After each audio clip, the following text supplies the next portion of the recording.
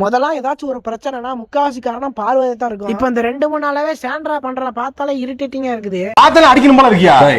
பாரு வர்றாங்க. பண்ற வேலை ஃபுல்லா இந்த பாம்பு பார்வதியை காட்டிலும் பயங்கரமா இருக்கு இந்த சாண்ட்ரா பண்றது.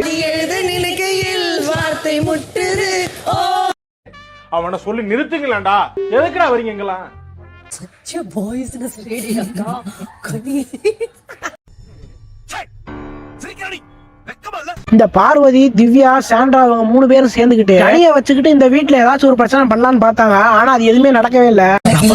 ஒரு நிமிஷம் இருங்க. ஆமா கனி சொன்னதா? கனி சொன்னதுன்னு சொல்ல வேண்டியதான்.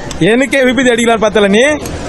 இவங்க பண்றத பார்த்தா இதுக்கு அன்பு கேங்க பரவாயில்ல அப்படின்ற மாதிரி தான். இதுல என்னன்னா சாண்ட்ராவும் பார்வதியும் பண்றது வெளியே தெரியுது. ஆனா அந்த திவ்யா பண்றது வெளியவே தெரிய மாட்டேங்குது. இது நம்ம கிட்ட பண்ண மாட்டேன்னு சொல்லி பண்ணிட்டு இருக்காங்க.